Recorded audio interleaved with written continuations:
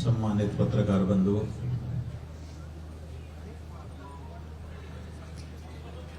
आप सुन ही चुके कि इस समय हम लोग एक प्रतीक्षा कर रहे हैं। ये प्रतीक्षा किस बात की है? ये प्रतीक्षा इस बात की है कि देश का जो जनमानस है वो एक बात साफ साफ अपनी सरकारों से और उन पार्टियों से जो सरकार में नहीं है आने के लिए प्रयास कर रही हैं, उनसे जानना चाह रहा है। और वो बात ये है कि आप साफ साफ बताइए कि आप गौ को माता मानते हैं कि नहीं मानते हैं।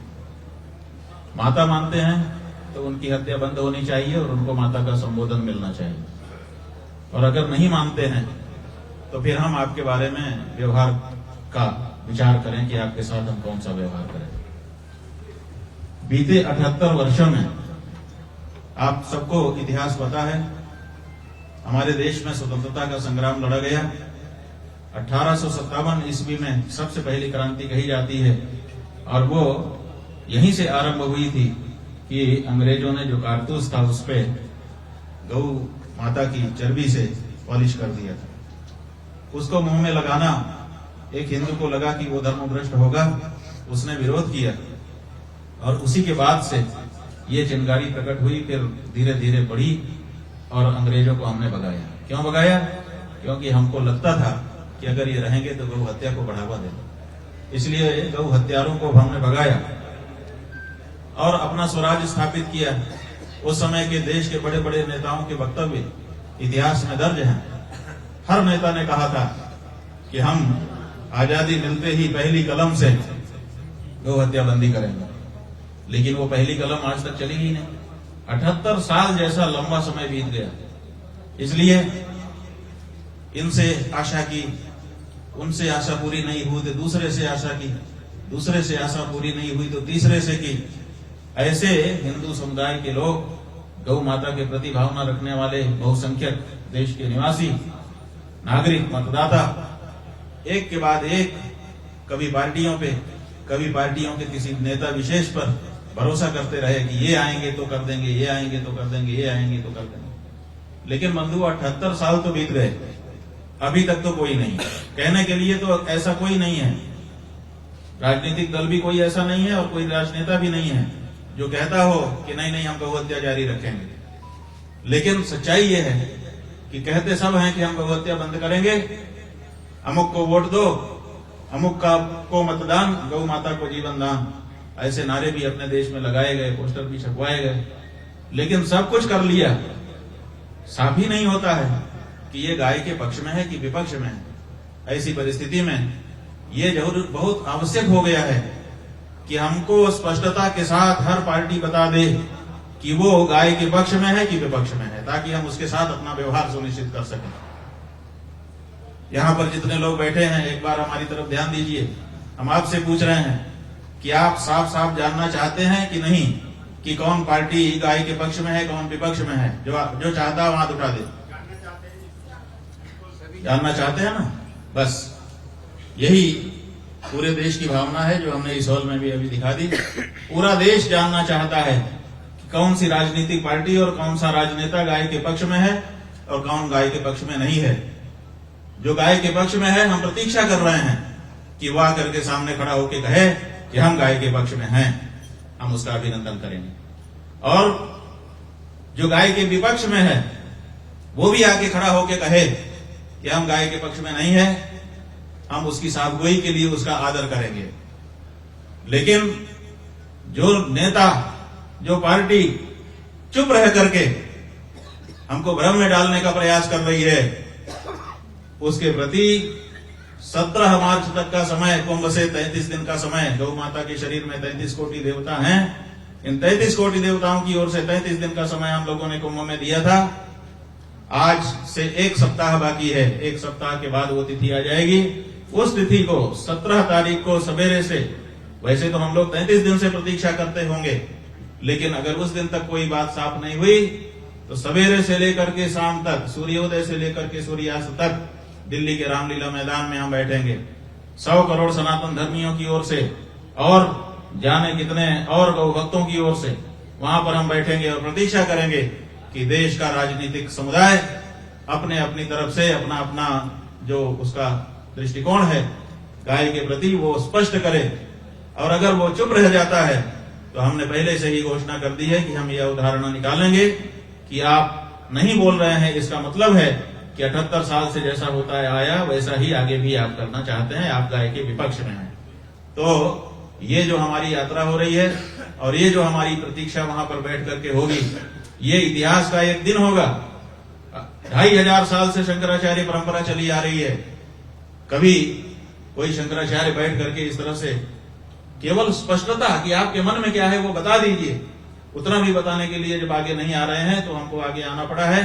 हम चाहते हैं कि देश के सभी राजनीतिक दल उस दिन के सायंकाल 5 बजे तक साफ कर दें कि वो गाय के पक्ष में है कि विपक्ष में है, ताकि हम हिंदू, ताकि हम सनातनी, ताकि हम गौ प्रेमी उनके बारे में अपना हमको क्या आगे व्यवहार रखना है उसको सुनिश्चित कर सकें।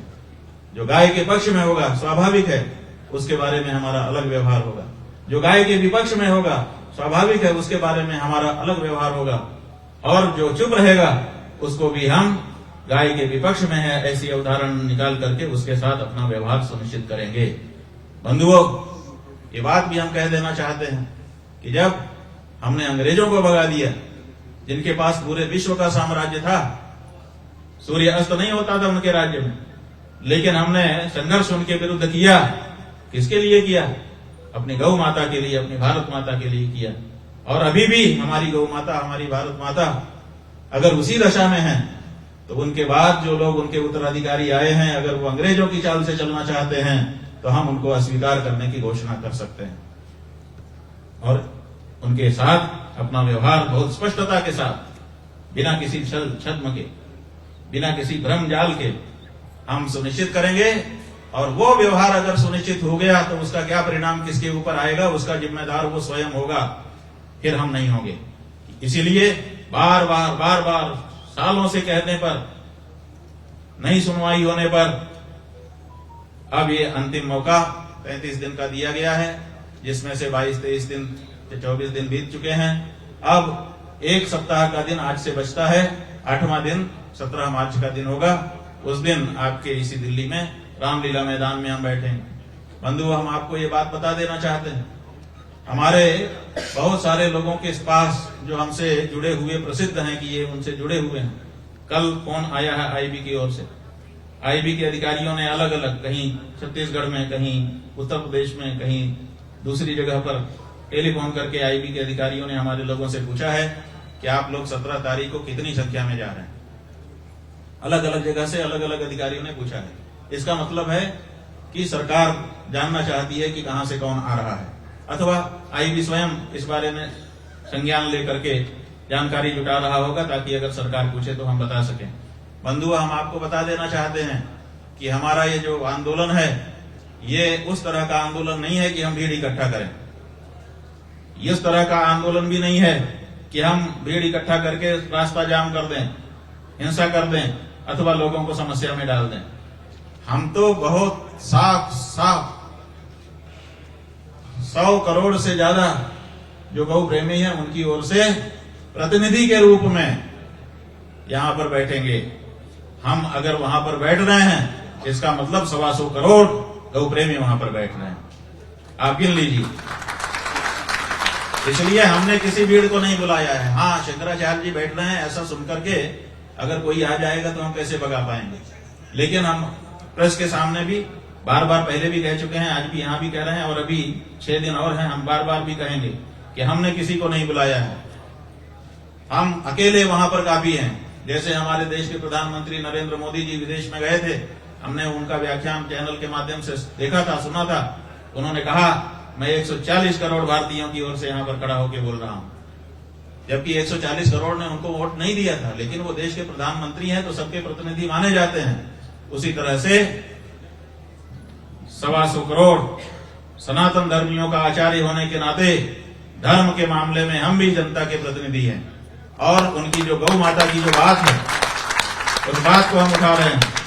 और हमने सैकड़ों सभाएं पिछले 2 वर्षों में की हैं, देश के सभी भागों में गए हैं, देश के सभी राज्यों में गए हैं, सब जगह से हमको मैंडेट भी है। तो हम यहाँ पर 125 करोड़ जो गौ प्रेमी हैं उनकी ओर से बैठेंगे और पूरा दिन प्रतीक्षा करेंगे, सूर्योदय से लेकर के सूर्यास्त तक। अंग्रेज माने घड़ी की टाइम से अगर आप पूछते हैं तो 7 बजे से 5 बजे तक बैठेंगे, और 5 बजे तक अगर सूचना नहीं आई तो हमने बता दिया हमारी अवधारणा हम स्पष्ट कर देंगे, और अगर आती है तो उसके अनुसार व्यवहार स्पष्ट कर देंगे। 5 बजे 125 करोड़ गौ प्रेमियों की ओर से जो भी बात कही जानी है और जो भी निर्धारण होना है 17 मार्च को रामलीला मैदान से वो होगा। तो ये प्रतीक्षा की हमारी अवधि क्रमशः आगे जा रही है। अब इसका कौन क्या सदुपयोग करता है, कौन इसका क्या दुरुपयोग करता है, वो तो समय बताएगा। लेकिन हम समझते हैं कि इसके बाद कोई हमको दोष नहीं देगा कि आपने अपने आप निर्णय ले लिया, मौका नहीं दिया। हम पूरा मौका सनातन धर्मियों की ओर से दे रहे हैं, और आपके पास अभी भी 7-8 दिन है, आप विचार कर लीजिए। ये हमारी मूल बात है जो हमने आपको बताई। इसके अतिरिक्त अगर इस संदर्भ में कोई आपके प्रश्न हो तो वो भी आप हमसे पूछ लें, एक एक करके हम बता दें।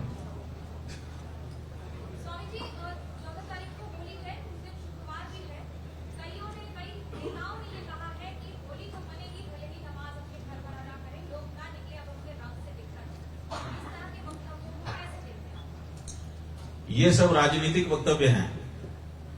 अपनी राजनीति की जो सभा है उसको सजाने के लिए ताल ठोके जाते हैं, व्यंग बाण फेंके जाते हैं, ये सब फेंके जाते हैं, ये सब राजनीति हो रही है। हमारा मामला राजनीति का नहीं है, हमारा मामला धर्म नीति का है, हमारा नाता संस्कृति नीति का है, सभ्यता नीति का है, जो भारत की परंपरा रही है उसका है, और उसी के अनुसार हम बोल रहे हैं। हमको वोट नहीं लेना है कि हम किसी के विरुद्ध ताल ठोक करके और गोलबंदी करें, ध्रुवीकरण करें। हमें तो जो देश की भावना है उसके अनुरूप बात अपनी रखनी है। हाँ जी, ये बोल रहे हैं फिर आपका। हाँ महाराज जी, गोहत्या रोकने के लिए सरकार ने कानून बनाया है और उस कार्रवाई भी कर रही है। यहाँ यूपी में भी बहुत सारे गोहत्या पकड़े गए। तो आखिर गोहत्या रोकने के लिए आपके पास क्या उपाय है? क्या नहीं, हमारे पास उपाय का सवाल ये है, आप क्या चाहते हैं? हम ये चाहते हैं, अभी जो कानून बनाए हैं वो क्या है? भ्रम में डालने के कानून है। भ्रम में डालने के कानून क्या है कि हम आपको कह रहे हैं गाय मारना है, ए भाई यहाँ न मत पाओ, वहां ये गोहत्या रोकना हुआ कि हम कहते हैं यहां मत मारो। माने एक प्रदेश ने कानून बना दिया कि यहां मत मारो, दूसरे प्रदेश में कट सकती है, ट्रकों में लद के जाएगी, वहां कट जाएगी। माने ये तो यही हो गया ना कि यहां मत काटो, वहां काट लो। तो ये गोहत्या रोकना नहीं हुआ। हम कहते हैं जब देश एक है तो पूरे देश में गोहत्या बंदी कानून होना चाहिए और वो केंद्र सरकार को वो करना चाहिए। हाँ,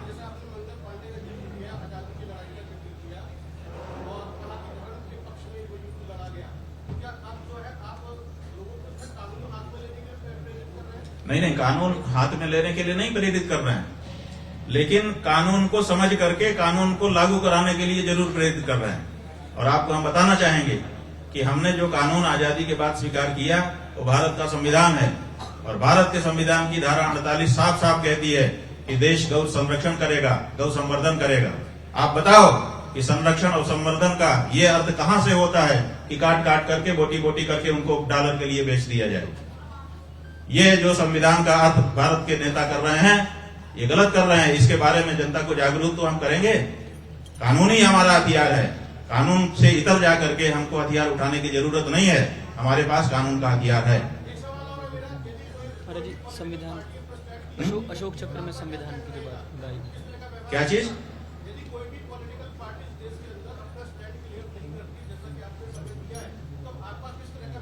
देखिए, हम आपको दूसरी भी बात बताना चाहेंगे पहले वाले प्रश्न के उत्तर में कि भारत का जो राज चिन्ह है आपने उसको ध्यान से देखा होगा।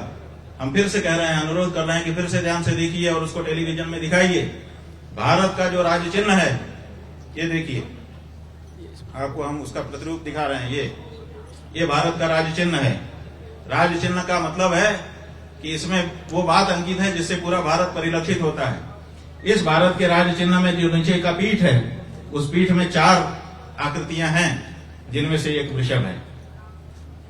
जो राज चिन्ह में अंकित बैल है हमारा, गौ माता का पुत्र, भारत के राज चिन्ह में जिसको अंकित किया गया हो, उसको आप काट काट करके बेच रहे हो। मतलब भारत के राज चिन्ह को काट काट करके बेच रहे हो। कैसे संविधान ने आपको यह अनुमति दे दी, बताइए। तो हम कानून के हथियार से लड़ेंगे बंधु। और दूसरी बात, आप क्या पूछ रहे हैं? अगर कोई पॉलिटिकल पार्टी अपना स्टैंड क्लियर नहीं करती है, तो हमारा स्टैंड क्लियर हो जाएगा। और वो स्टैंड 17 तारीख को शाम 5 बजे हम सबके सामने साफ साफ रख देंगे, बिना किसी प्रकार के भ्रम के। हर हिंदू अपना स्टैंड इस मामले में फिर क्लियर करेगा उस पार्टी के बारे में कि मेरा स्टैंड ये है। 17 तारीख को जब भारतीय ग्राउंड में बैठेंगे तो आप ही वहां बैठेंगे, बाकी जगतगुरु शंकराचार्य भी आपके समर्थन में आएंगे। भाई, दुनिया की जरूरत क्या है? सब शंकराचार्य जी की तरफ से हम बैठ रहे हैं, सब धर्माचार्यों की ओर से हम बैठ रहे हैं, सब हिंदुओं की ओर से हम बैठ रहे हैं। कोई हमारा विरोध करेगा तब हम उसको विरोधी मानेंगे, उसके अलावा सब हमारे समर्थन में है। सब कौन है भारत में? कौन धर्माचार्य है, कौन शंकराचार्य जो कह रहा है नहीं जो हो रहा है सही है, तो होते होते रहने चाहिए? बताइए। मुख्यमंत्री योगी नाथ जी वो गौ प्रेमी है और प्रधानमंत्री जी भी गौ प्रेमी है, इस पर आप क्या कहना चाहिए? भाई, यही बहुत बड़ा भ्रम है हमारे मन में, जिसको साफ करने के लिए हम आ रहे हैं। जैसे मेरी बहन आप कह रही हो कि हमारे योगी आदित्यनाथ जी बड़े गौ प्रेमी हैं, हमारे नरेंद्र मोदी जी जो प्रधानमंत्री हैं वो बड़े गौ प्रेमी हैं। सही में जब वीडियो आता है, जब चित्र आता है, जब उनके कुछ वाक्य हम सुनते हैं, तो हमको भी यही लगता है कि ये तो बड़े गौ प्रेमी हैं। और बाद में जब आंकड़े निकल करके आते हैं तो अलग आते हैं। तो इसलिए हमारे मन में भ्रम हो चुका है इस समय। हमने भी वो फोटो देखे हैं, हमने भी वो भरोसा किया है, हमने भी वो व्याख्यान सुना है जिसमें उन्होंने कहा कि गुलाबी रंग देख करके तुम्हारा दिल दुखता है कि नहीं पता नहीं, मेरा दिल दुखता है। तो हमको भी लगा था कि इनसे बड़ा गौ प्रेमी कौन होगा। इसी तरह से बाकी लोगों के बारे में भी है। लेकिन जब पिछले 11 साल के आंकड़े हमने देखे गौ माता की हत्या के संदर्भ के, तो हमको भ्रम हो चुका है इस समय कि असल में क्या है, ये गौ प्रेमी है कि नहीं है। तो उसी भ्रम का निराकरण करने के लिए तो हम बैठ रहे हैं, वही तो हम साफ करना चाहते हैं। और क्या साफ करना चाहते हैं? विधायक जो है वो खुद आरोप लगा रहे हैं, सरकार के जो अधिकारी हैं उनको लगातार घेरते हैं, क्या कहेंगे उसको? देखिए, उत्तर प्रदेश की विधानसभा में आपने देखा, भारतीय जनता पार्टी के ही विधायक ने खड़े होकर के कहा कि ये गलत हो रहा है और राज्य माता घोषित किया जाना चाहिए। और ये भी कह दिया कि आदित्यनाथ जी गोरक्ष पीठ के पीठाधीश्वर हैं, कम से कम उनके समय में तो यह नहीं होना चाहिए। अब इससे बढ़ करके कोई और क्या कहेगा? जितना बड़ा वाक्य आना था इस संदर्भ में, जितना बड़ा अविश्वास सरकारों के प्रति दिखना था उत्तर प्रदेश की विधानसभा में, उसी पार्टी के विधायक के द्वारा खड़े होकर के इस तरह का वाक्य कहे जाने पर आ चुका। अब इससे ज्यादा कौन प्रमाण देगा? महाराज जी, प्रयागराज में कुंभ के दौरान एक विशेष समुदाय को दुकान लगाने से मना किया गया था, उसके बाद में अब मथुरा से भी ये मांग उठने लगी, उसको क्या कहेंगे? ये जो मांग है, इसके देखिए, कोई बात अच्छी नहीं होती, कोई बात बुरी नहीं होती, उसके पीछे का उद्देश्य उसको अच्छा और बुरा तय करता है। तो आप ये हमको बताइए कि जो मांग हो रही है उसके पीछे उद्देश्य क्या है। अगर उद्देश्य हम जान लेंगे तो हम उसको अच्छा बुरा बता देंगे। इसलिए कोई बात किस उद्देश्य से कही जा रही है ये तो पता चले।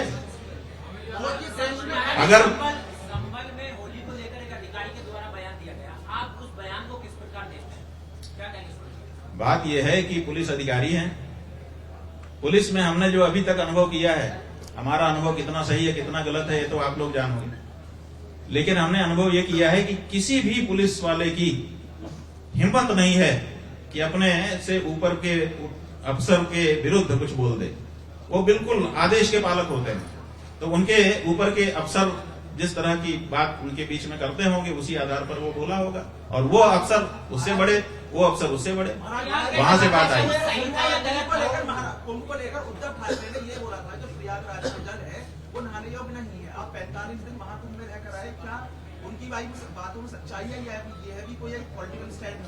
देखिए, हम जब प्रयाग गए थे तो वहां पर आप पत्रकार बंधुओं ने हमसे पूछा था शुरू में ही, एकदम आरंभ में, कि आप यहाँ की व्यवस्थाओं से और इससे संतुष्ट हैं कि नहीं। हमने कहा था कि देखिए, हम व्यवस्था के लिए यहाँ नहीं आते, यहाँ तो जितनी कम व्यवस्था रहे उतना ही हम समझते हैं कि हमारी तपस्या होगी।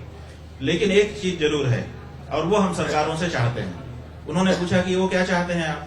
हमने कहा कि यहाँ जो लोग आएंगे उनके रहने खाने सोने की क्या व्यवस्था है वो तो वो जाने, लेकिन स्नान तो सब करेंगे गंगा यमुना की धारा में। तो स्नान के लिए जो जल धारा का आ रहा है कम से कम उसमें मल जल मिला हुआ नहीं होना चाहिए, वो शुद्ध होना चाहिए। भौतिक दृष्टि से कम ये जिम्मेदारी सरकारों की है।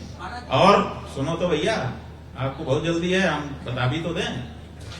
तो हमने ये कहा था कि ये उनकी जिम्मेदारी है और इसमें सुनिश्चित करें।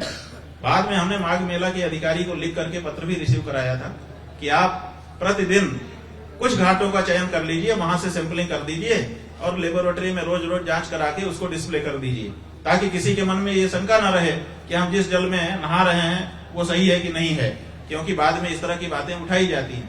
तो उन्होंने उस पत्र पर भी कोई संज्ञान नहीं लिया, कभी भी जांच करके कोई आंकड़ा पब्लिक को नहीं बताया गया।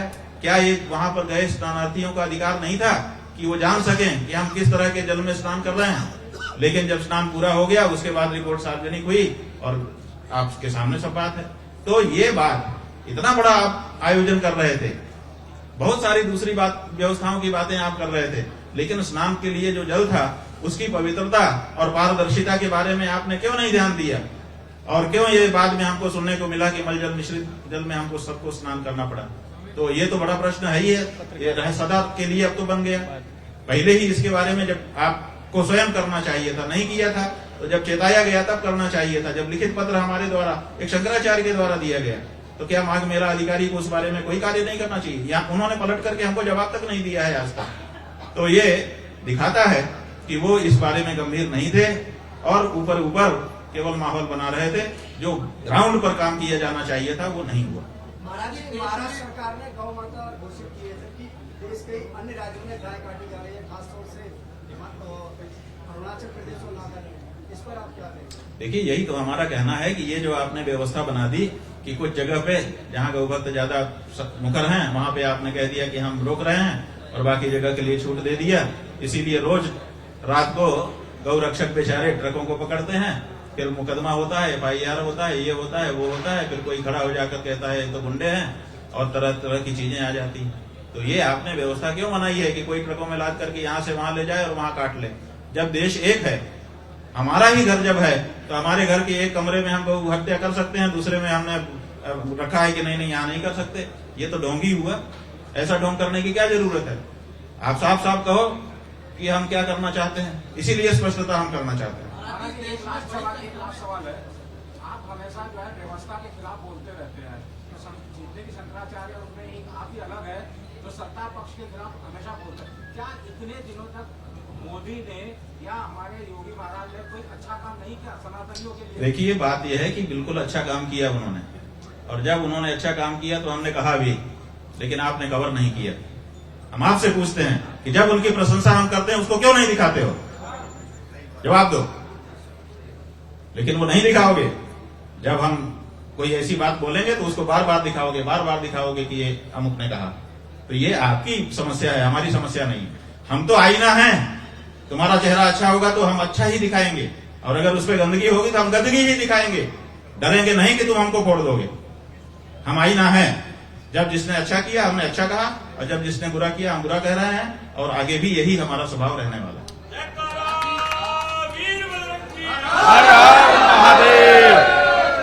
जी, बड़ी संख्या में पॉलिटिकल पार्टी ने प्रजामांसक का आपने इंटीमेशन दिया है कि अभी तक किसी विपक्षी पार्टी ने इस मांग को लेकर आपका समर्थन किया है। और दूसरा आपने कहा कि आईटी लगातार अलग अलग जगहों से फोन करके भी जानकारी प्राप्त करिए कि कितनी संख्या में आप पहुंचने वाले हैं। तो सीधा है, आपको कहाँ पर है कि आप पहुंच पाएंगे नहीं पहुंच पाएंगे, इसको लेकर आपको क्या? देखिए, बात यह है कि हम कोई भीड़ तो बुला नहीं रहे, हम तो अकेले जा रहे हैं और सबकी ओर से प्रतिनिधि के रूप में जा रहे हैं। तो हम तो जाएंगे। किसी पार्टी ने अभी तक हमसे कोई संपर्क नहीं किया है।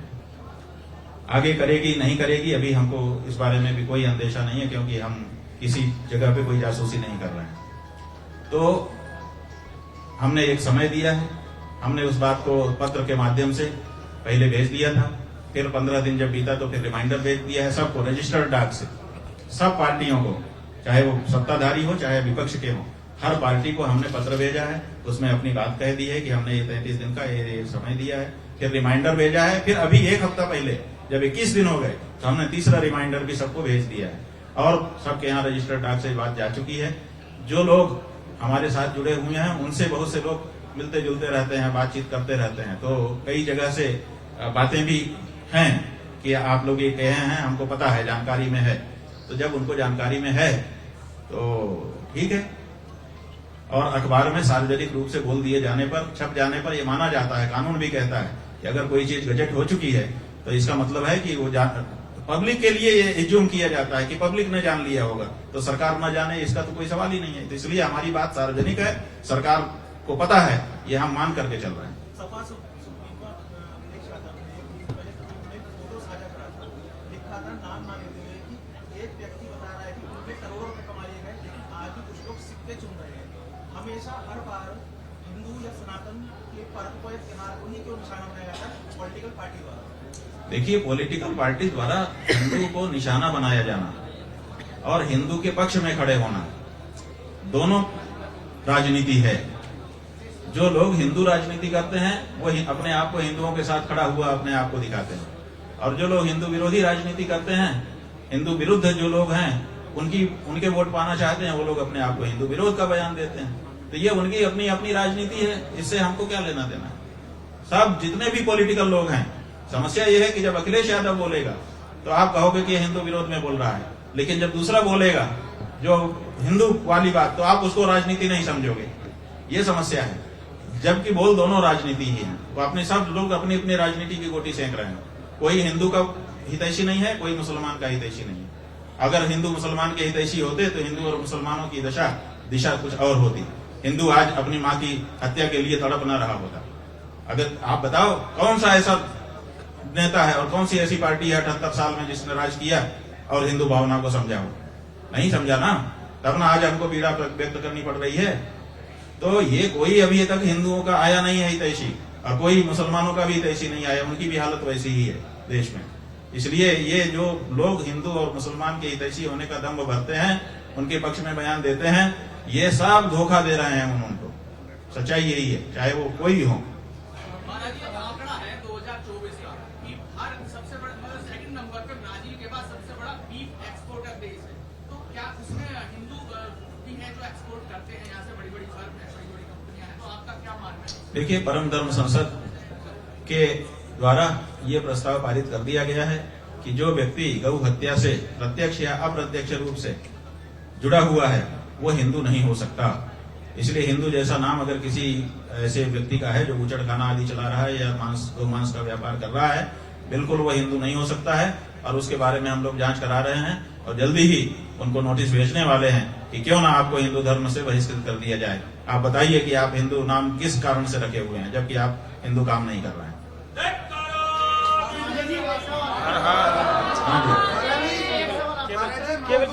एक करके पूछो, केवल पत्रकार पूछो, पत्रकार आप एक करके पूछिए। हाँ, पत्रकार पूछिए केवल। हाँ जी। अचानक कुंभ में आईआईटी बाबा प्रकट हो जाते हैं और तरह तरह के सवाल होते हैं। अगर कोई सनातन का व्यक्ति उनसे सवाल करता है वो भड़क जाते हैं। क्या ये सनातन का मजाक नहीं? देखिए, आईआईटी बाबा जैसे लोग प्रकट क्यों हो जाते हैं? ये प्रकट नहीं होते हैं, इनको प्रकट किया जाता है। और प्रकट क्यों किया जाता है? ताकि जो मूल मुद्दे हैं उनसे ध्यान भटका दिया जाए। तो मूल मुद्दों से ध्यान भटकाने के लिए ऐसे जाने कितने रिछारिया, जाने कितने आईआईटी वाले बाबा, जाने कितने प्रकट होते रहे हैं और होते रहेंगे। क्यों? क्योंकि जनता को मूल मुद्दे पर ध्यान केंद्रित नहीं होने देना। ये चाल है बहुत बड़ी, और उस चाल को लोग अपने समय में चलते रहते हैं। ये एक सवाल है। हाँ, जो आपका प्रोग्राम है मैदान में, अगर केंद्र सरकार 16 तारीख को धारा 144 लगा दे तो धारा 144 4 लोग से ज्यादा लोग जहाँ इकट्ठा होते हैं उनके ऊपर लगती है। हम तो अकेले हैं, हमारे ऊपर कैसे 144 लगाएंगे बताओ? पब्लिक आएगी तो धारा 144 लगा देंगे, पुलिस आ जाएगी, पुलिस रोक देगी। हमने किसी को बुलाया नहीं है, इसलिए हम लड़ेंगे नहीं। समझे कि नहीं? हम क्यों कह रहे हैं कि हमने किसी को नहीं बुलाया? क्योंकि हम उसमें नहीं लग जाएंगे। हम अकेले बैठेंगे सबकी तरफ से। जब हम बैठ रहे हैं तो सबको परेशान होने की क्या जरूरत है?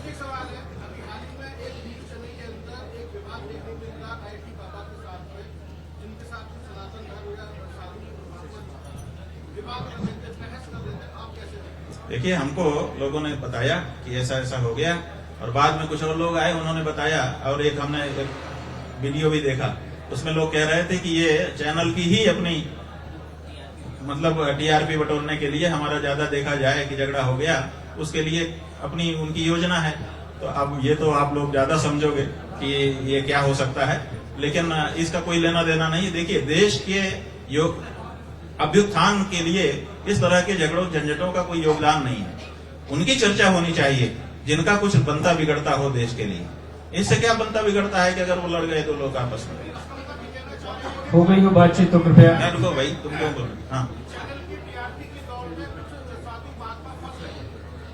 हम कुछ नहीं कह सकते। आप टीआरपी के लिए योजना बनाओ और साधु महात्मा फंस गए हैं। वाह वाह वाह, आप ना फंसो, आप तेल लगा के आए हो ना, आप तो फंस ही नहीं सकते। स्वामी जी, ये है कि अखाड़ों पर आरोप लगता रहता है कि कैसे लेकर महामंडलेश्वर बनाया जाता है। फिल्म अपनी नेताओं को इसको लेकर क्या कहेंगे आप? भाई अखाड़ों से पूछिए, हम भी जानना चाहेंगे कि ऐसे आरोपों के बारे में आपका क्या कहना है। हम तो अखाड़ा नहीं है ना, हम तो अखाड़े से अलग हैं। इसलिए अखाड़ों से जो संस्था होती है अपना स्वायत्त होती है। अखाड़े स्वायत्त संस्था है, अपने ढंग से अपना काम करते हैं। वो क्या कर रहे हैं, कैसे कर रहे हैं, इस बारे में उन्हीं से पूछना ज्यादा बेहतर होगा।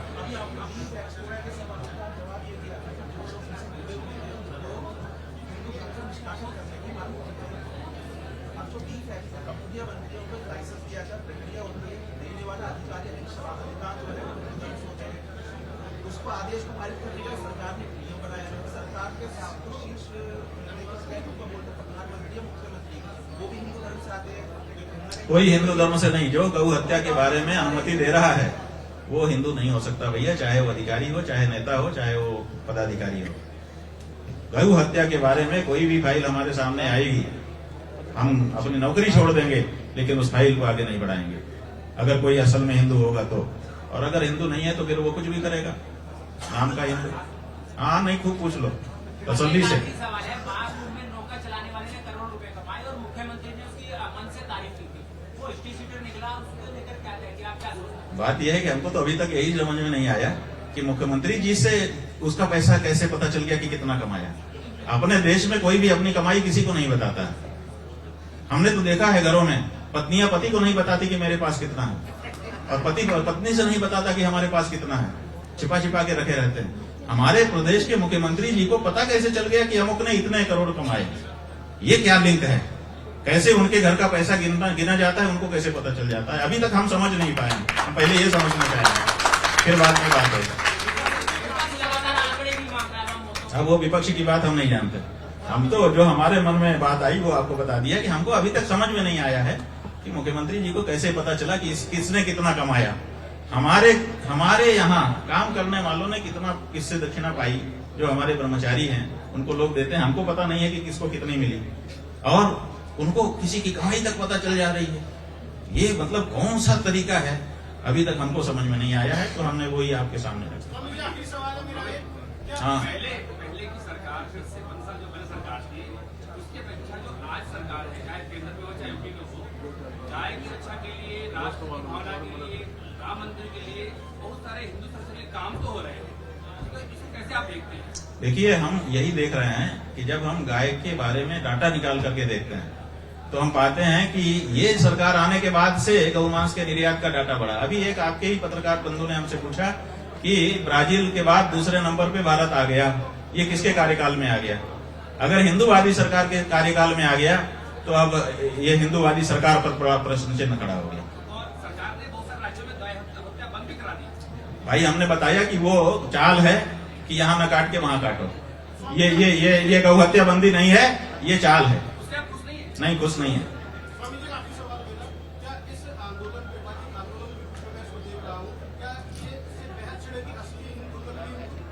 ये असली हिंदू और नकली हिंदू की पहचान यहीं से शुरू हो रही है 17 मार्च को शाम 5 बजे से। यही तो बात है।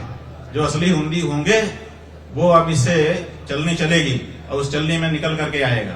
और हिंदू होने की कई पहचान है, लेकिन सबसे पहली पहचान है गाय के प्रति दृढ़ भक्ति। गोशु भक्ति दृढ़ायस्य पुनर्जन्मनि दृढ़ाशयः ओंकारम मूल मंत्रम च सवै हिंदू रीति स्मृतः। हमारे शास्त्र कहते हैं कि गाय में दृढ़ भक्ति होना हिंदू की पहली पहचान है। और बंधुओं, कोई भी हिंदू होगा, देश में विदेश में, उत्तर दक्षिण पूर्व पश्चिम कहीं पर भी, आप उससे पूछेंगे तुम हिंदू हो, कहेगा हाँ।